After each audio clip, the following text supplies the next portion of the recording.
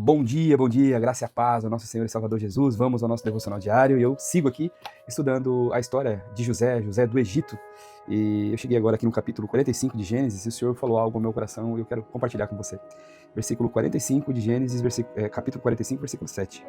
Deus me enviou adiante de vós para conservar a vossa sucessão na terra e para vos preservar a vida por um grande livramento. Assim não fostes vós que me enviastes para cá, e sim Deus, porque me pôs por pai de Faraó e senhor de toda a sua casa e como governador em toda a terra do Egito.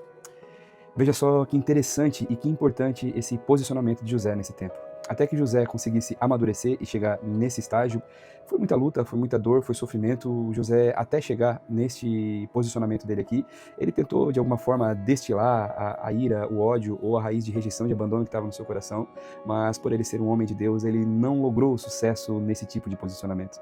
E sim, ele colocou tudo aquilo que de alguma forma ele tivesse vivido, mesmo que embora fosse algo tão difícil, ele passou por um abandono dos irmãos, pela inveja dos irmãos, foi jogado naquela cisterna, foi vendido como escravo, foi preso de forma injusta, e assim o Senhor honrou em cada uma das etapas, porque José em nenhum momento ele blasfemou contra o Senhor. E mesmo tendo a oportunidade aqui de se vingar amargamente dos seus irmãos, ele decide assim não fazer, ele decide assim perdoá-lo através de seu coração contrito e quebrantado. Ele cai em lágrimas aqui no capítulo 45 ainda, e chegando nessa altura do campeonato aqui, ele entrega tudo aquilo que de alguma forma ele havia vivido nas mãos do Senhor. E esta é uma grande lição que nós precisamos aprender em nossas vidas. Por tantas vezes, irmãos, eu tenho observado vários cristãos de várias denominações diferentes, eles glorificando e exaltando muito o nome do inimigo. Qualquer situação de errada, ruim que acontece nas suas vidas, ruim pelo menos aos próprios olhos, eles acabam colocando na conta do inimigo, de Satanás e seus demônios. Frases do tipo, Satanás está se levantando, o diabo quer me parar, sabe? Coisas desse tipo assim, saem por várias vezes em várias conversas que nós temos experienciado aí, conversando com pessoas desse mundo afora. Só que José, ele faz diferente e ele nos deixa um ensinamento com esse seu posicionamento.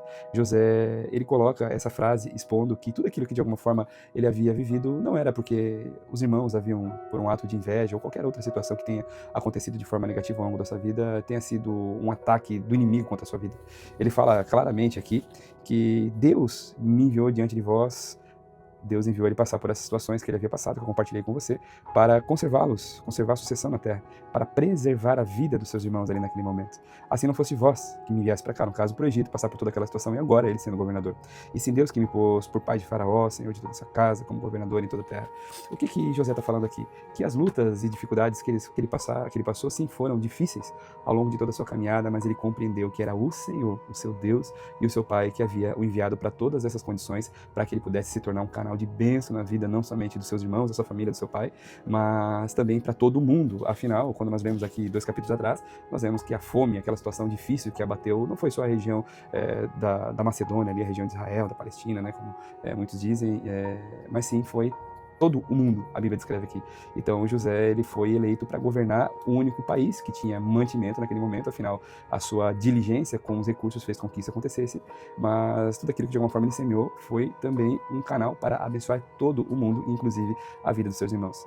Então, irmãos, o ensinamento nessa manhã é este, que nós não venhamos nos desgastar glorificando o nome do inimigo, falando que por muitas vezes é ele quem está se levantando nas nossas vidas.